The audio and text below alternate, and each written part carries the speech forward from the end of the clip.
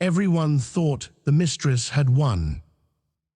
She walked into the family estate on the husband's arm, wearing a dress that cost more than most people's cars, while the wife sat silently in the corner. For 3 hours, the mistress humiliated the wife, laughing at her clothes, her silence, and her marriage. She thought she was the new queen of the empire. But she didn't know one crucial detail. The mansion they were standing in, the wine they were drinking, and the company her lover claimed to run didn't belong to the family anymore.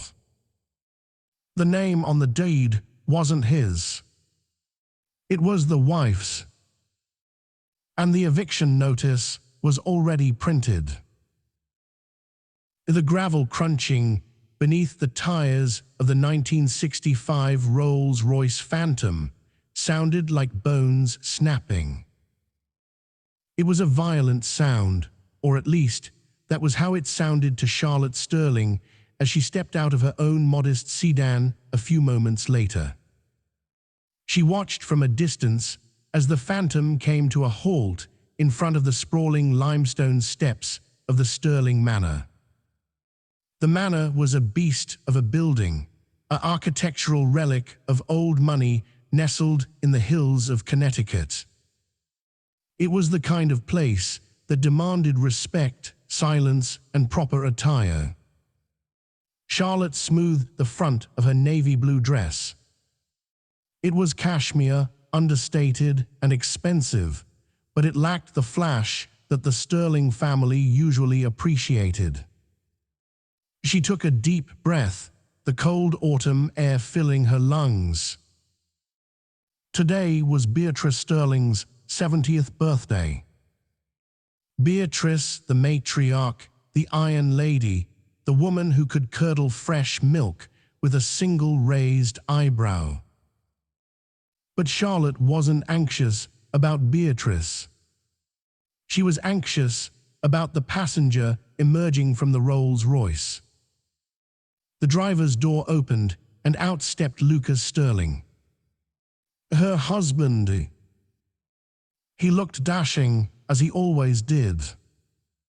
At 42, Lucas had the jawline of a movie star and the moral compass of a shark. He adjusted his silk tie, glancing around the driveway with an air of ownership that Charlotte found increasingly nauseating. He didn't see her parked in the shadows of the large oak trees. He walked around the car and opened the passenger door. Charlotte's breath hitched. She had suspected it. She had been warned by the tabloids and the whispers of the country club set, but seeing it happen in the driveway of the family estate was different. A leg emerged first, clad in a stiletto heel so sharp it could be classified as a weapon. Then came the rest of her. Samantha. Samantha was everything Charlotte was not. She was 24, blonde, vibrant, and wearing a red dress that was entirely inappropriate for a 70th birthday lunch. It was a dress designed for a Las Vegas nightclub, not a Connecticut estate. It screamed for attention.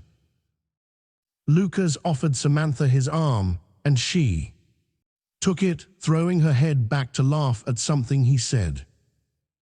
The sound carried across the lawn, shrill, confident, and victorious. Charlotte gripped her purse tighter. This was the ultimate insult. They were technically separated, yes, living in different wings of their city penthouse for 6 months, but they were not divorced. Bringing a mistress to his mother's milestone birthday was a declaration of war. "You can do this, Charlotte," she whispered to herself. "Dignity. Always dignity." She waited until they had ascended the stairs and disappeared through the massive oak double doors before she made her move. She checked her reflection in the rearview mirror. Her brown hair was pulled back in a severe bun. Her makeup was minimal. As she looked tired, she realized the last year of legal battles and silent treatments had aged her. But her eyes were clear. They were the eyes of someone who had done the math and knew the sum. Charlotte walked up the steps alone. The doorman, a man named Arthur who had worked for the family for 30 years, nodded to her. His face was sympathetic. "Mrs. Sterling," Arthur said softly. "Good to see you." "Hello, Arthur," Charlotte replied, forcing a smile. "Is everyone here?"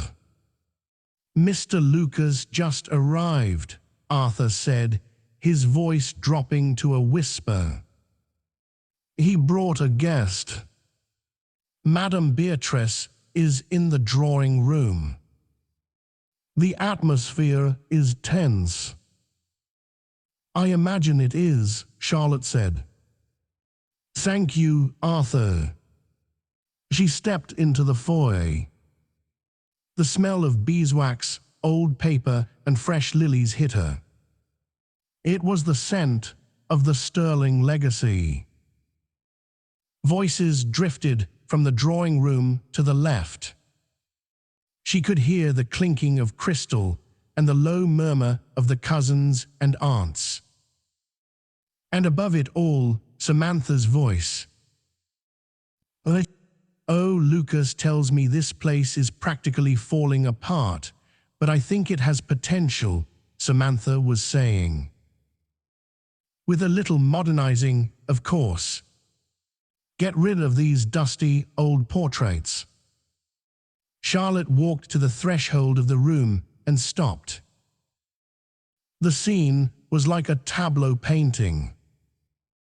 Beatrice Sterling sat in her high-backed velvet chair by the fireplace, holding a glass of sherry. She looked like a queen on a throne, her silver hair perfectly coiffed, her face a mask of stone. Surrounding her were the relatives, Cousin Harrison, Aunt Grace, and Uncle George. They all looked uncomfortable. And there, standing in the center of the Persian rug, was Lucas, holding a scotch, with Samantha clinging to his bicep like a barnacle. "Mother," Lucas was saying, his voice booming with false joviality. "Samantha has some wonderful ideas for the upcoming charity gala. She used to do event planning before she became my personal consultant." Beatrice took a slow sip of her sherry. She didn't look at Samantha. She looked straight at Lucas. "Is that so?" "Oh, absolutely," Samantha chirped, oblivious to the temperature in the room dropping to sub-zero. "I was thinking we ditch the boring classical music this year. Maybe get a DJ. Spice things up. The Sterling name needs a rebrand." A gasp rippled through the room. Aunt Grace clutched her pearls. Charlotte chose that moment to step into the light. "I think the Sterling brand is doing quite well as it is," Charlotte said, her voice calm and steady. The room went silent.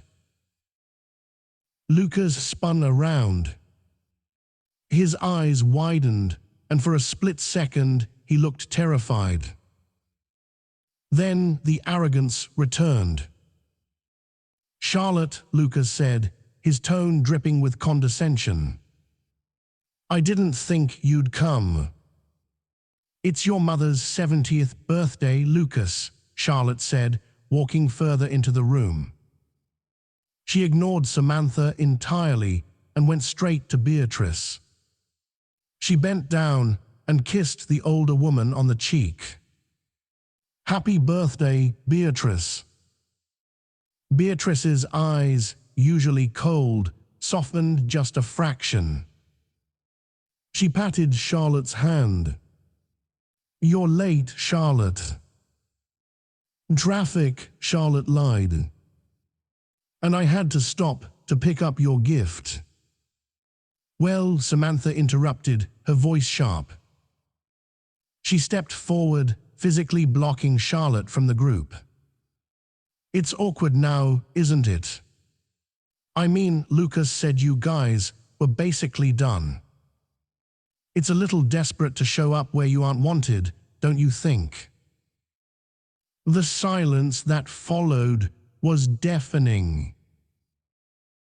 Even Lucas looked like he wanted to cringe, but he didn't stop her. He just swirled his drink, watching to see if Charlotte would break.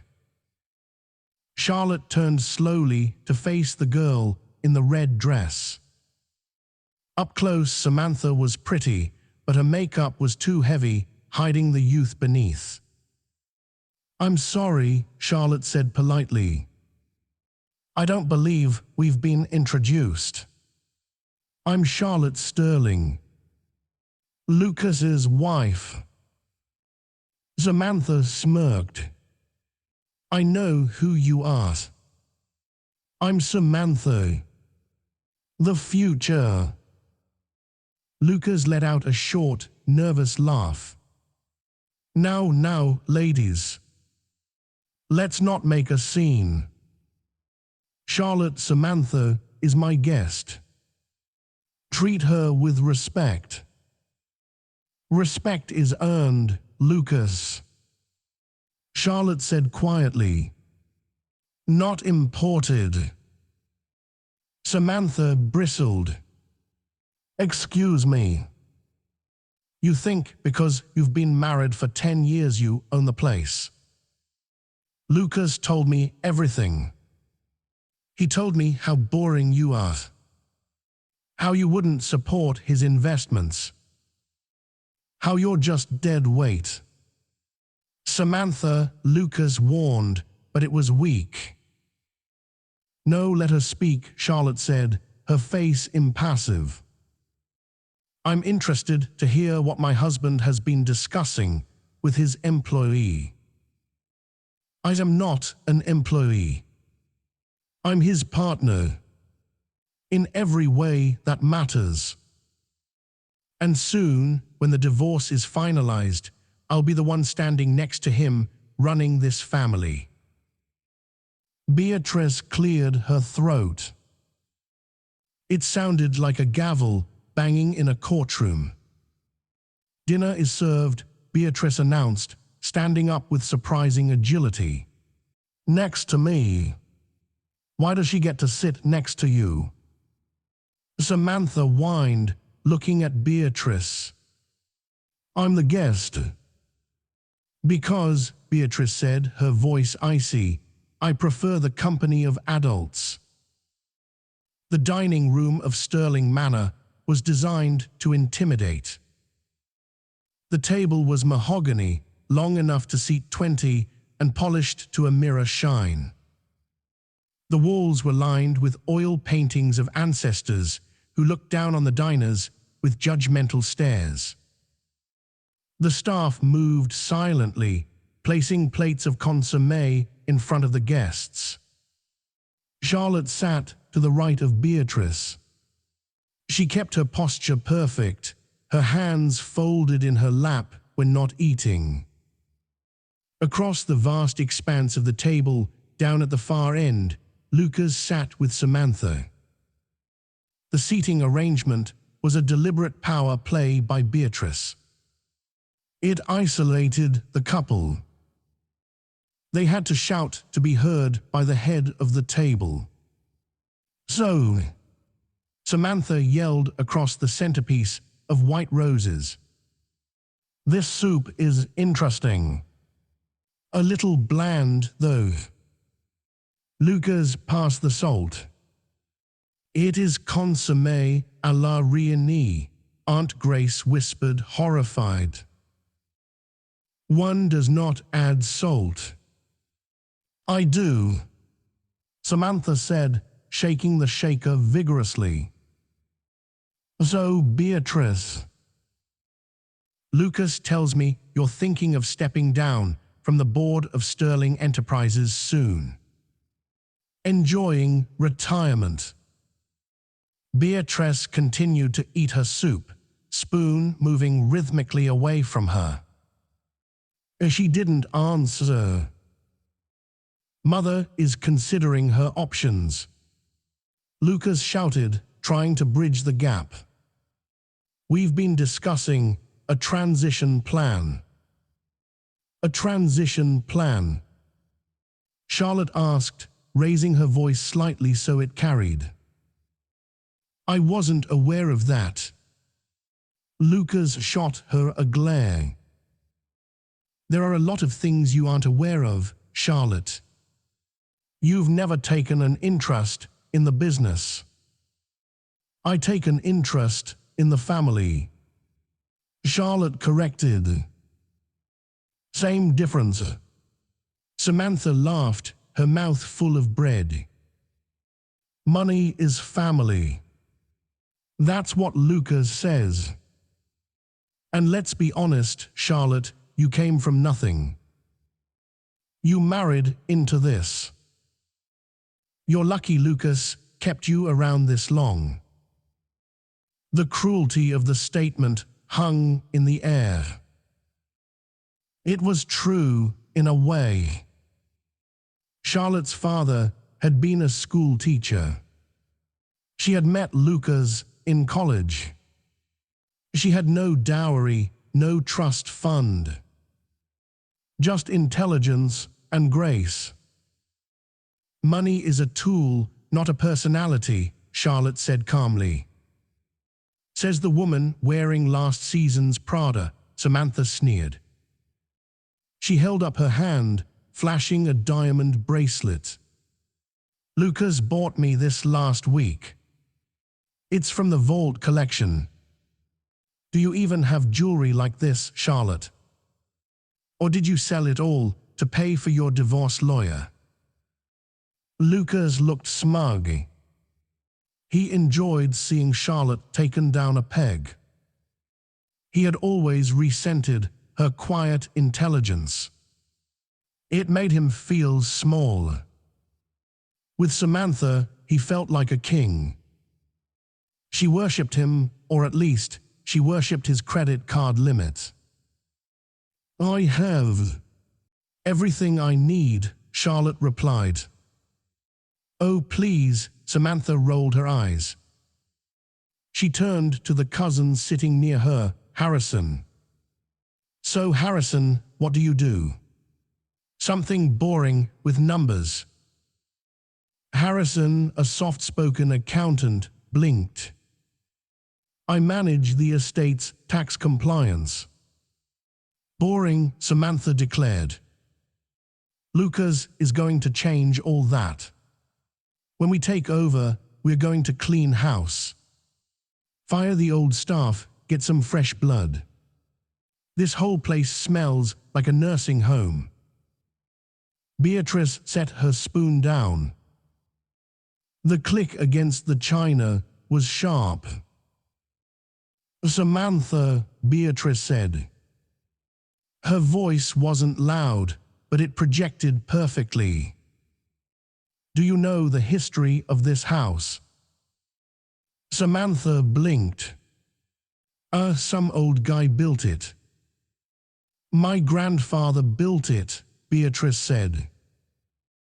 He was a bootlegger during Prohibition. He was a ruthless, violent man. But he had one rule: you do not insult the hand that feeds you. Well, it's a good thing Lucas is the one feeding everyone now. Samantha retorted, emboldened by the wine she had been guzzling. Lucas told me he's practically funding the whole estate upkeep. He says without his investments, you'd all be on the street. Beatrice turned her head slowly to look at her son. Is that what you told her, Lucas? Lucas shifted in his seat, loosening his tie. I may have mentioned that the market has been kind to me, Mother, and that I've been contributing. Contributing. I'm the CEO. Lucas snapped, his face reddening. I run the company. Therefore, I generate the wealth. You hold the title of CEO. Charlotte interjected softly. But titles can be revoked. Not by you. Lucas spat. You're a nobody, Charlotte. You're a housewife who couldn't even give me an heir. The room went dead silent. This was the deepest wound. Charlotte and Lucas had tried for years. It hadn't happened. It was a source of profound sorrow for Charlotte and apparently a weapon for Lucas. Samantha giggled. Boobs. Awkward. But hey, that's why I'm here. Right, Lucas? She placed a hand on her stomach dramatically. The implication was clear. Charlotte felt a wave of nausea, but she swallowed it down. She looked at Lucas. You're pregnant. We are not announcing anything yet, Lucas said, puffing out his chest. But let's just say the Sterling line is secure. And that, Samantha grinned, revealing teeth that looked too white, is why I'm the new Mrs. Sterling. In practice, if not on paper yet. So Charlotte, maybe you should just finish your soup and go. This is a family event. And you're barely family anymore. Charlotte looked down at her hands. As she twisted the simple gold band on her finger. I'm not leaving, Charlotte said. Not until I give Beatrice her present. Oh goody, Samantha mocked. What is it, a knitted scarf, a scrapbook? Arthur, Charlotte called out to the butler standing. In the shadows. Please bring in the box from my car. Arthur nodded and vanished. I got Beatrice something too, Samantha announced loudly. She reached under her chair and pulled out a bright, gaudy bag. She stood up and walked to the head of the table, hips swaying. Here, Beatrice. Open it. Beatrice looked at the bag as if it might contain a live cobra. She reached in and pulled out a silk scarf. It was printed with a loud, chaotic pattern of leopard spots and neon chains. Its designer, Samantha said proudly. Versace. Cost a fortune. It is very distinct, Beatrice said, setting it aside immediately. It's for the new you, Samantha said, leaning on the table. The cool grandma. At that moment, Arthur returned. He was carrying a slim, black leather portfolio. He walked past Samantha, ignoring her, and placed the portfolio gently in front of Charlotte. Thank you, Arthur, Charlotte said. What is that? Lucas called out from the end of the table. Divorce papers. If so, you can give them to my lawyer. No, Lucas, Charlotte said, standing up. She picked up the portfolio. It's a gift for your mother. But it concerns you too. She walked to the head of the table. Samantha tried to block her path again, but Charlotte simply walked around her, her presence so commanding that Samantha instinctively stepped back. Charlotte placed the portfolio in front of Beatrice. "Happy birthday, Beatrice," Charlotte said. "I wanted to give you peace of mind." Beatrice opened the portfolio.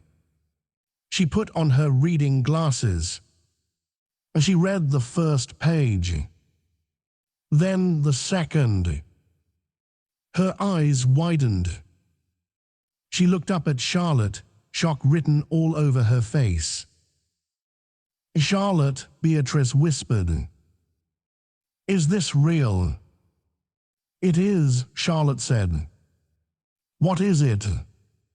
Samantha demanded, trying to peer over Beatrice's shoulder. "Stocks, bonds." Beatrice closed the portfolio and placed her hand flat on top of it. A slow, terrifying smile spread across her face. It was the smile of a general who had just seen the enemy walk into a trap. "Lucas," Beatrice said, her voice ringing clear and strong. "Samantha, sit down." "I am sitting," Lucas grumbled. "No," Beatrice said. "Sit down and be quiet. Because I think it's time we discussed who actually pays for the wine you are currently spilling on my tablecloth." The air in the dining room had shifted. It was no longer a birthday dinner, it was an arraignment. Beatrice's command held a weight that forced Samantha to scurry back to her seat, though she rolled her eyes as she did so. "What is the drama now?" Lucas sighed, pouring himself another scotch. "Charlotte probably bought you a star or adopted a whale in your name. Can we move on to the cake?" "This isn't a whale, Lucas," Beatrice said. She tapped the black leather portfolio. "This is the deed to the Sterling estate and the controlling shareholder agreement for Sterling Enterprises." Lucas froze. The glass stopped halfway to his mouth. "I know what the documents look like, Mother. They are in the family trust. You control them and I manage them." "That was the arrangement," Beatrice agreed. "Until 3 years ago." "What happened 3 years ago?" Samantha asked, looking between them. "Lucas, what is she talking about?" 3 years ago," Beatrice continued, ignoring the girl, "the company was in trouble. Serious trouble. You made some aggressive investments, Lucas, cryptocurrency, overseas real estate development that didn't exist." "That was a temporary setback," Lucas shouted, slamming his hand on the table. "I fixed it. I secured a private loan to cover the liquidity gap." "Yes," Beatrice said calmly. "You did. You told me you found an angel investor. A private equity firm called Phoenix Holdings. They bought the debt and they bought the mortgage on this house when the bank threatened foreclosure."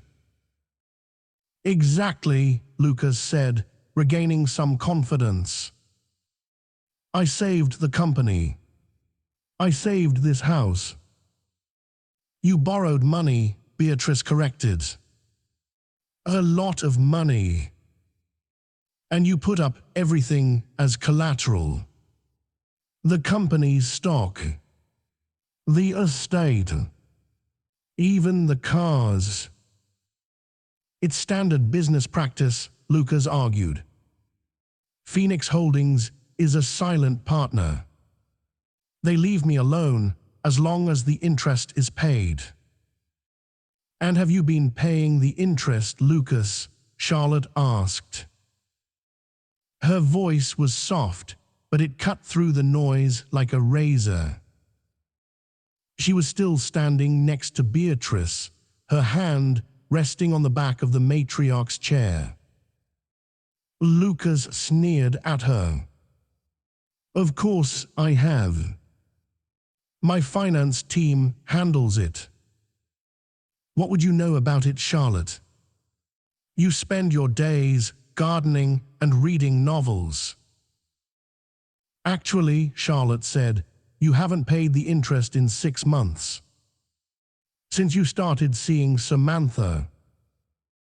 Samantha gasped. "Hey, don't drag me into this. Lucas buys me things because he's rich. If he's missing payments, that's his accountant's fault." "It's not the accountant's fault," Charlotte said. "Lucas has been siphoning the operating capital to fund his lifestyle.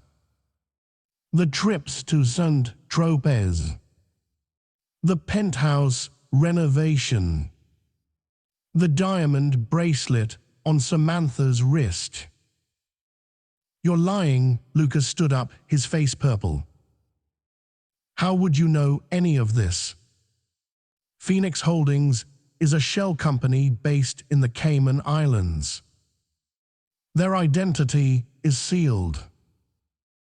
Charlotte reached past Beatrice and flipped the portfolio open to the last page. There was a signature at the bottom. Elegant looping script. "Look at the signature, Lucas," Charlotte said. Lucas squinted. He leaned forward. He read the name signed as the director of Phoenix Holdings. Charlotte Sterling.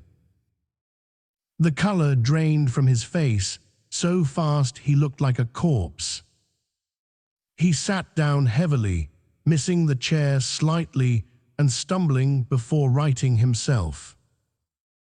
"No," he whispered. "That's impossible." "Is it?" Charlotte asked.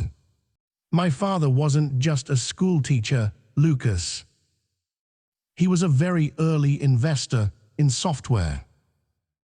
He lived simply because he liked it. When he died, he left me everything. I didn't tell you because, well, early in our marriage, you made it very clear how much you valued money over people. I wanted to see if you loved me." "Are you?" Lucas stammered. "You own Phoenix Holdings." "I am Phoenix Holdings," Charlotte said. "I bought the debt 3 years ago to save your mother from being evicted by the bank. I bought the company debt to keep you from going to prison for fraud. I have been quietly funding this family for 3 years." "Wait," Samantha said, her voice shrill and trembling. "Wait a minute, you're saying she has the money, not him?" "I'm saying," Beatrice interrupted, a look of pure delight on her face, "that Lucas doesn't own this house. He doesn't own the company. He doesn't even own the car he drove here in. It's all collateral. And since he has defaulted on the payments." "What happens now, my dear?" Beatrice looked up at Charlotte. Charlotte looked down the long table at her husband and his mistress. She didn't feel anger anymore. She felt a cold, hard resolution.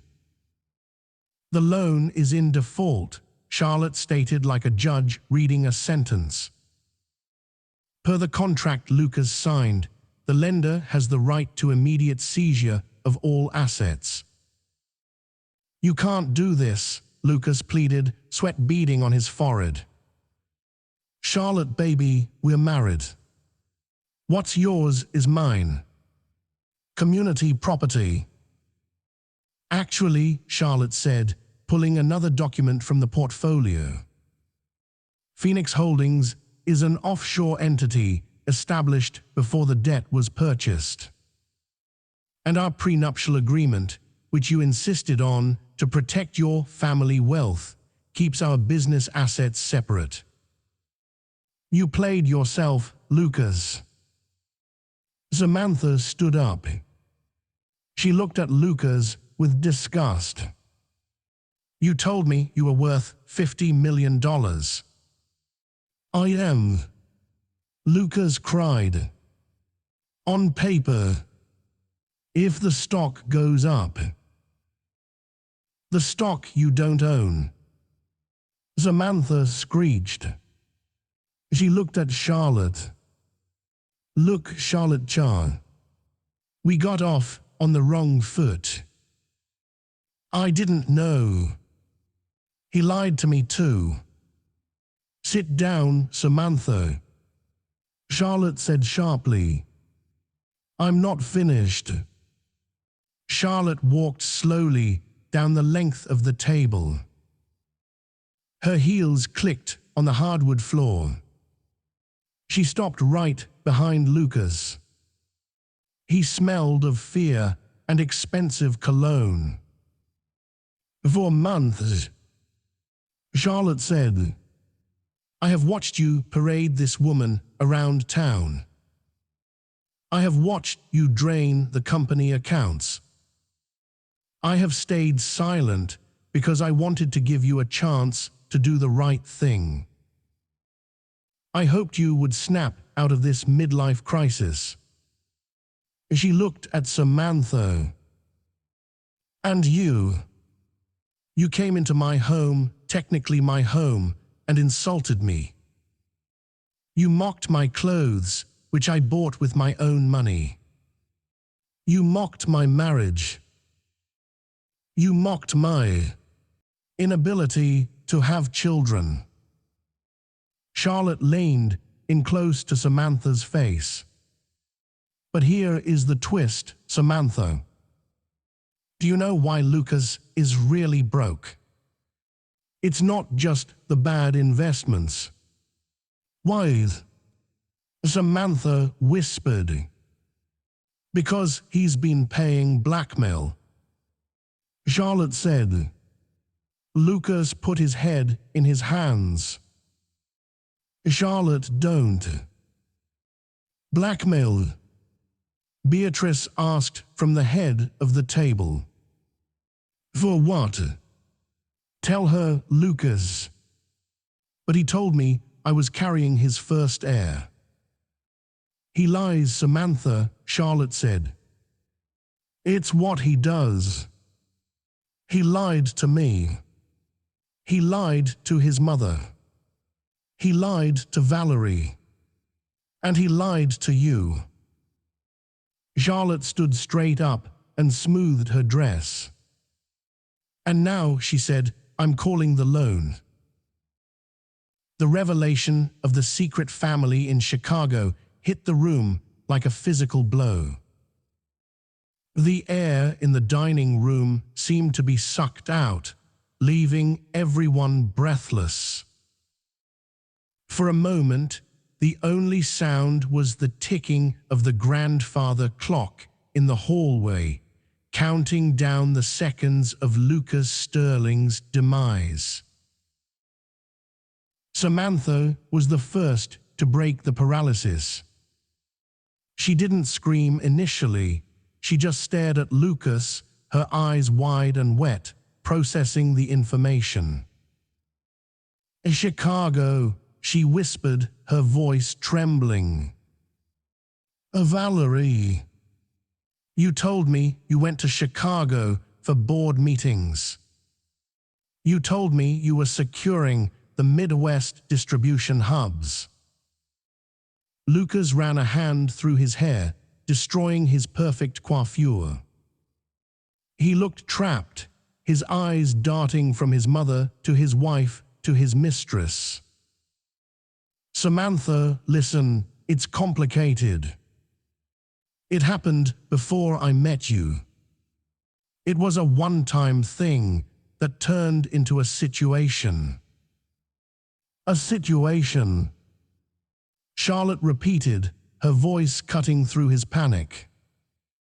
2 children are not a situation, Lucas. They are human beings.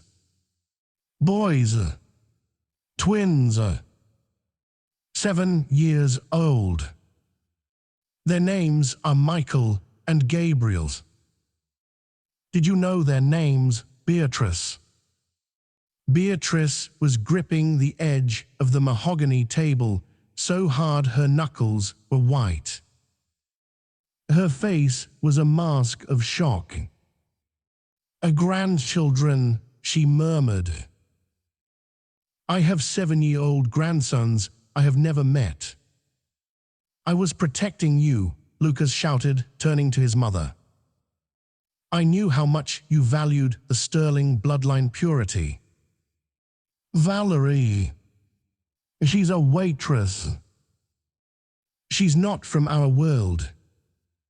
I knew you'd disapprove, so I kept them separate. I paid her to stay away." "You paid her with company money," Charlotte reminded him. "You stole from the family business to hide the family." Samantha let out a strangled sob that quickly morphed into a shriek of rage. She grabbed her wine glass, a heavy crystal goblet filled with expensive Cabernet, and hurled it at Lucas. It missed his head by inches, shattering against the oil painting of grey Tuncle Alastair behind him. Red wine dripped down the canvas like blood. "You liar!" Samantha screamed, standing up and knocking her chair over. "You told me I was the one. You told me you were leaving Charlotte because she was barren. You used her pain to get me into bed. But you already had kids. You just hid them." "Sam, baby, please," Lucas pleaded, holding his hands up. "We can talk about this later." "Not here." "There is no later," Samantha yelled. She looked down at her stomach.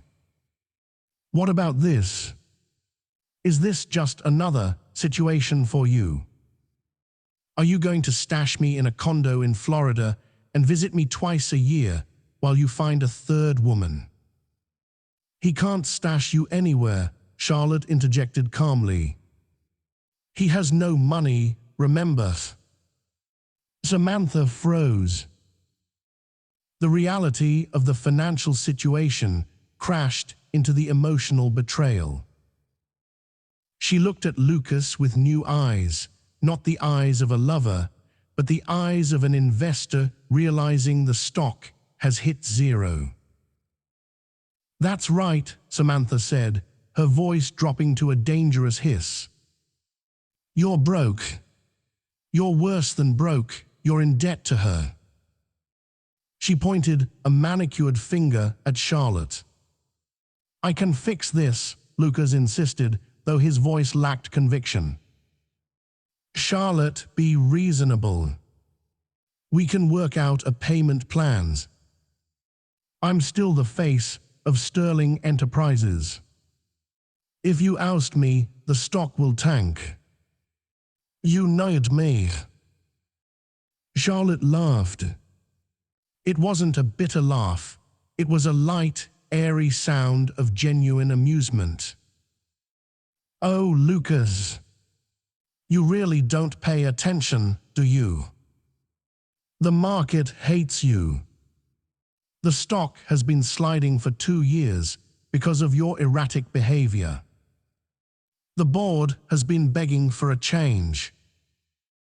I've already drafted the press release announcing your resignation due to health reasons. The shares will go up when you leave." Lucas slumped in his chair. He looked at Beatrice, his last hope. "Mother, you can't let her do this. I'm your son." Beatrice slowly turned her gaze, from the wine-stained painting to her son. Her expression was one of profound disappointment. "You have lied to me for years," Beatrice said slowly. "You have stolen from my legacy. You have brought a mistress into my home on my birthday. And worst of all, you kept my grandchildren from me." Beatrice stood up. She was small, but in that moment she looked 10 feet tall. "I am done with you, Lucas," Beatrice said. "Charlotte is the head of this family now. She holds the deed. She holds the debt. And frankly, she has shown more honor in her little finger than you have in your entire body." "Mother!" Lucas cried out. "Do not speak to me," Beatrice snapped. She turned to Charlotte. "My dear, I believe you mentioned something about asset seizure." "I did," Charlotte said. She closed the portfolio with a definitive snap. "Arthur." The butler stepped forward from the shadows, his face grim but satisfied. "Yes, madam." "Please escort Mr. Sterling and his guest off the property," Charlotte ordered. "And Arthur, call the towing company. The Rolls-Royce is company property, and I believe the keys are in Lucas's pocket." The humiliation that followed was absolute. Lucas tried to argue, tried to bluster, tried to invoke laws that didn't exist, but Arthur was unmoved. Two of the groundskeepers, burly men who had spent years watching Lucas treat the staff like dirt, appeared in the doorway to assist. "This is illegal," Lucas shouted as the men took him by the arms. "I have tenant rights, I have residency." "You have nothing," Charlotte said, following them into the foyer. "You don't live here, Lucas. You live in the city penthouse, which, by the way, Phoenix Holdings also owns. The locks are being changed as we speak. Your personal effects will be boxed and sent to a storage unit. I'll text you the code." Samantha was following behind, trying to maintain some shred of dignity, but her heels were slipping on the marble floor. She clutched her purse tightly. "I'm leaving," Samantha spat. "I don't need to be thrown out. I'm walking out. This family is crazy anyway." "Just a moment, Samantha," Charlotte called out. Samantha stopped near the front door. "What? You want to gloat?" "The bracelet," Charlotte said, pointing to the diamond cuff on Samantha's wrist. Samantha covered it with her other hand. "No, he gave this to me. It's a gift. He bought it with a corporate credit card 3 weeks ago," Charlotte said. "It is listed as a business expense under client relations. That makes it company property. If you walk out that door with it, I will have you arrested for grand larceny. The receipt is in my file. It cost $45,000. That's a felony, Samantha." Samantha looked at the door, then back at Charlotte. She looked at the groundskeepers who were watching her expectantly. With a scream of frustration, Samantha unclasped the bracelet and threw it on the floor. It skittered across the marble and came to a rest at Charlotte's feet. "I hope you choke on it." "Arthur, see them out," Charlotte said, picking up the jewelry. The heavy oak doors were thrown open. The cold evening air rushed in. Lucas was practically dragged down the stone steps he had walked up so arrogantly just an hour before. The driver was hooking up the chains. No, not the car. Lucas shouted, breaking free from the groundskeepers and running toward the vehicle. That's a vintage Phantom. You can't tow it like a piece of junk. You'll scratch the chassis. Give the man the keys, Lucas, Charlotte said from the top of the stairs. She stood there, flanked by Beatrice and the rest of the family who had come out to watch the show. Lucas looked up at her. He looked pitiful. The wind whipped his hair across his face. Charlotte, how am I supposed to get home? You can call a cab, Charlotte said. Or maybe Samantha can give you a ride. Oh, wait. She came with you. Samantha was standing at the bottom of the steps, shivering in her red dress. She looked at the tow truck, then at Lucas, then at the long, dark driveway that led to the main road.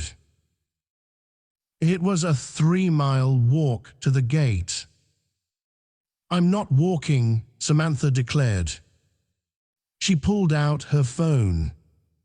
I'm calling an Uber. Sam, Lucas said, walking toward her. Sam, we can figure this out. We'll go to a hotel. I have some cash in my wallet. Samantha took a step back. The look on her face was one of pure repulsion. Get away from me. You're a loser, Lucas. A broke, lying loser with a secret family and a fake life. I don't date losers.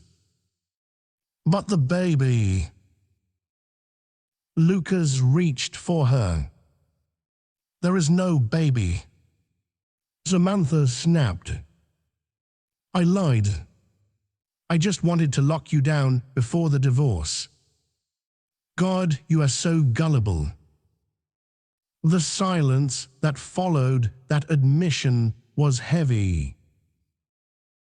Lucas stood frozen, his hand outstretched. The last pillar of his ego, his virility, his legacy crumbled into dust. You lied. Everyone lies, Lucas, Samantha said, tapping away on her phone. My Uber is 5 minutes away. Don't talk to me. Charlotte watched from the balcony. She felt a twinge of pity, but it was fleeting. Lucas had built this house of cards himself. He had glued it together with deceit. He deserved to watch it fall. Harrison, Charlotte said to the accountant standing behind her. Make sure the gate code is changed immediately after the Uber leaves. Already done, Charlotte, Harrison said, looking at her with new respect. Already done. The tow truck finished hoisting the Rolls-Royce. With a loud mechanical whine and the grinding of gears, the truck pulled away, taking the symbol of Lucas's power with it. Lucas stood alone on the gravel driveway. The security lights of the manor clicked on, illuminating him in a harsh, cold spotlight. He looked up at the house one last time. He saw his mother, his wife, and his family looking down at him. Not with anger, but with the indifference one reserves for a stranger. Arthur stepped out and closed the double doors with a final, resonant thud. Lucas was alone in the dark. The Motel 6, on the outskirts of the highway, was a far cry from the Sterling Manor.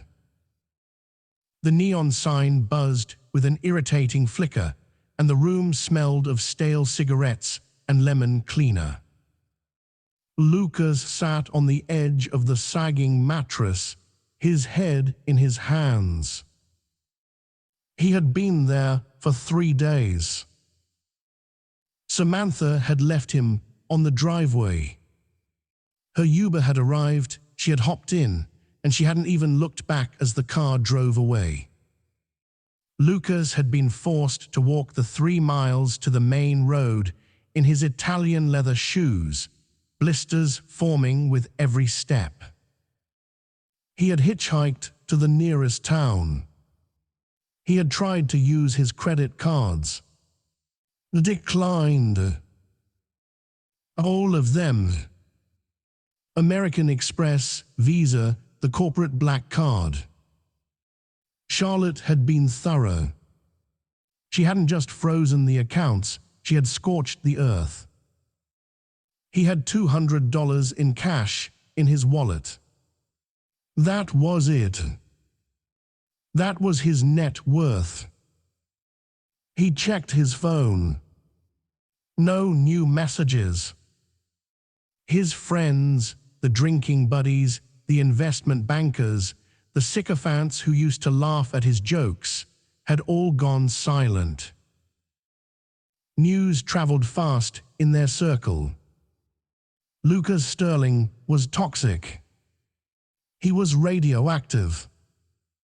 He picked up the phone and dialed the one number he had dialed 50 times in the last 3 days. Ring. Ring. Ring. Hello. The voice was cool, calm. Charlotte. Charlotte. Lucas gasped, gripping the phone. Oh, thank God. Charlotte, please. You have to stop this. I'm at a motel. A motel, Charlotte. There are roaches here. I'm surprised you can afford a motel, Lucas, Charlotte said. Did you pawn your watch? I still have the Patek Philippe, Lucas said, instinctively covering his wrist.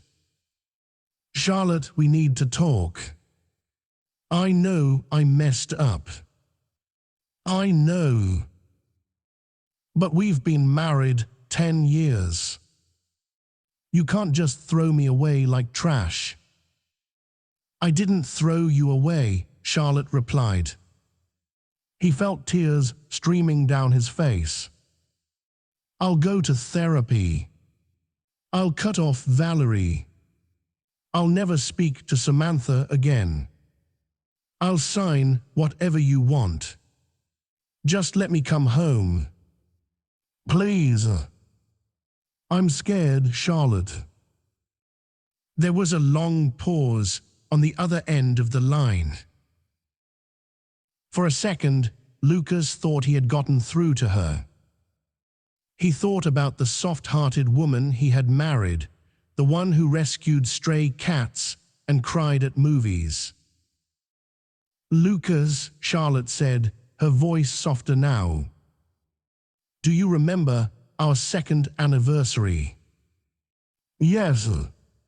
Yes, Lucas grasped at the memory. We went to Napa. It was beautiful. You forgot it, Charlotte corrected him.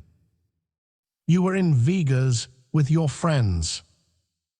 I sat at home with a cooked dinner waiting for you. You came home 3 days later and told me I was being clingy for asking where you were. I was young. I was stupid. You were 32, Charlotte said. And do you remember when my father died. You didn't come to the funeral. You said you had a crucial merger. I found out later you were playing golf. Charlotte. I loved you, Lucas, she said. I loved you so much it hurt. I tried to be the perfect wife. I tried to be enough. But you made me feel small. You made me feel invisible. And while you were busy being the big man, spending money you didn't earn, I was building something real. I was learning. I was growing. I'm sorry, Lucas sobbed. I'm so sorry. I know you are, Charlotte said. You're sorry because you lost. You're sorry because you're uncomfortable. But you're not sorry for hurting me. If I took you back today, you'd be grateful for a week, and then you'd resent me for owning you. You'd hate me because I have the power. No, I wouldn't. Goodbye, Lucas, Charlotte said. My lawyer will be in touch regarding the divorce. And Lucas, I've arranged for a small stipend to be sent to Valerie for the boys. Direct from the estate. Your sons will be taken care of. But they will know who their father really is. And they will know who their grandmother is. Beatrice is flying to Chicago tomorrow to meet them. What? Lucas choked out. Beatrice is. She's excited, Charlotte said. She always wanted heirs. It turns out she didn't need you to provide them. She just needed to bypass you.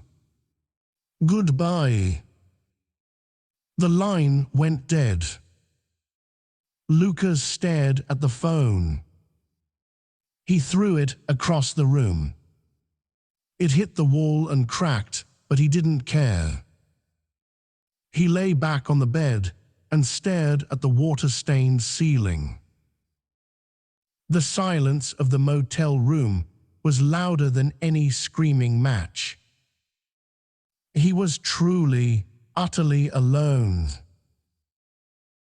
6 months later.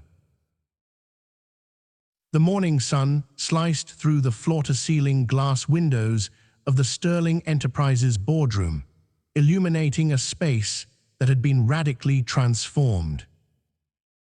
Under Lucas's reign, this room had been a dark, cigar-smoke-filled cave lined with heavy velvet drapes, a place where deals were made in whispers and fueled by nepotism. Now under Charlotte Sterling, it was a sanctuary of light, transparency, and ruthless efficiency. Charlotte sat at the head of the long white oak table. She wasn't wearing the dowdy, muted cardigans Lucas used to mock. She was dressed in a bespoke cream power suit that cost more than Samantha's entire wardrobe, her hair cut into a sharp, architectural bob that framed a face glowing with confidence. She didn't look like a woman who had been scorned. She looked like a woman who had been liberated. As you can see on page 12, Harrison said, his voice ringing with a newfound enthusiasm, the liquidation of the vanity assets, specifically the private jet and the villa in Saint-Tropez, has completely stabilized our operating cash flow. We are out of the red for the first time in 5 years. A murmur of approval went around the tables. These were the same board members who had once ignored Charlotte at company parties, treating her like a decorative piece of furniture. Now they hung on her every word. "Thank you, Harrison," Charlotte said, her voice steady and commanding. "But we aren't just here to stabilize. We are here to grow. What is the status of the Phoenix Initiative?" "Fully launched, Mrs. Sterling," Harrison replied. "The pivot toward sustainable tech manufacturing has been well received by the market. Stock prices closed at $145 yesterday.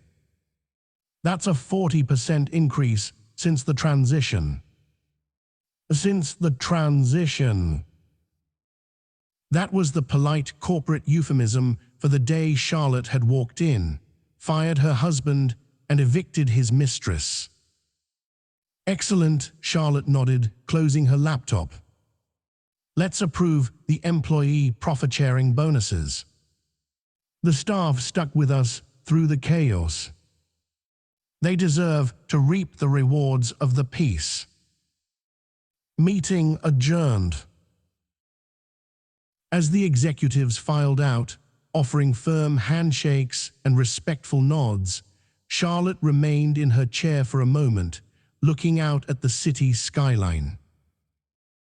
It was a beautiful view. And for the first time in her life, she felt like she owned her piece of it. She walked out into the hallway where Beatrice Sterling was waiting. The changes in Beatrice were subtle but profound. The Iron Lady of Connecticut still had her steel spine, but the perpetual scowl of disappointment was gone. In its place was a look of quiet satisfaction. She was sitting on a plush bench, swiping through a tablet with an intensity usually reserved for hostile takeovers. "You won't believe this," Beatrice said without looking up as Charlotte approached. "Stock prices?" Charlotte asked. "Better," Beatrice said, turning the screen toward her. "Gabriel's report card, straight as. And Michael made the soccer team." On the screen was a photo of two 7-year-old boys, messy-haired and grinning, wearing oversized soccer jerseys. They looked nothing like Lucas. They looked happy. "I spoke to Valerie this morning," Beatrice continued, her voice softening. "She's a sensible woman, Charlotte. Hard-working. She's used the first stipend check to put a down payment on a modest house in a good school district. She isn't buying jewelry or sports cars. She's investing in the children." "I knew she would," Charlotte said, sitting down next to her mother-in-law. "She just needed a chance." "I'm flying out to Chicago next week," Beatrice announced. "I've decided to spend Christmas there. The manor is too big, too quiet. It needs noise. It needs life. Valerie has invited me." She paused, looking at Charlotte with a rare vulnerability. "I missed 7 years of their lives because of my son's arrogance. I intend to make up for every second. They are lucky to have you, Beatrice," Charlotte smiled. Beatrice reached out and covered Charlotte's hand with her own. Her skin was papery and cool, but her grip was strong. "No, my dear. We are lucky to have you. You didn't just save the company. You saved my conscience. If you hadn't exposed Lucas, I would have died never knowing my own grandsons." "Have you heard from him?" Charlotte asked. It was the first time she had spoken his name in weeks. Beatrice's expression hardened instantly. The lawyers handle him. I believe he is learning the value of $1 for the first time in 42 years. 3 states away, in a grim industrial park in New Jersey, rain was hammering against the corrugated metal roof of Big Al's Discount Auto Emporium. Lucas Sterling sat in a cramped, glass-walled cubicle that smelled of stale coffee and wet dog. He was wearing a suit that was 2 sizes too big. He had lost weight from the stress, and a tie that had a coffee stain near the bottom. "Look, buddy," a man in a grease-stained hoodie said, leaning over Lucas's desk. "The sticker says $5,000. I'm offering you 3. Take it or leave it." "Sir, please," Lucas said, his voice raspy. He wiped sweat from his forehead. "This is a 2015 model. The transmission is mostly fine. I can't go lower than 4. My manager will kill me. I haven't made quota this month." $3,000. The customer spat. "Or I walk." Lucas looked out the window at the rows of dented sedans and rusted trucks. He thought of the Rolls-Royce Phantom he used to drive. He thought of the wine cellar at the manor. He thought of the way Samantha used to look at him before she realized the credit cards were declined. "Fine," Lucas whispered, defeated. $3,000. Let me get the paperwork." As he stood up to walk to the printer, he glanced at the small television mounted in the corner of the waiting room. It was tuned to a business news channel. The chyron at the bottom of the screen read, "Turnaround of the decade, Sterling Enterprises soars." And there she was. Charlotte. She was being interviewed on the steps of the stock exchange. She looked radiant, powerful, and untouchable. The interviewer was asking her about her strategy for saving the legacy family business. It was simple, really. Charlotte's voice came through the tinny speakers, crisp and clear. "I stopped investing in appearances and started investing in reality. You have to cut the dead weight if you want to fly." Lucas stared at the screen, paralyzed. The dead weight. That was him.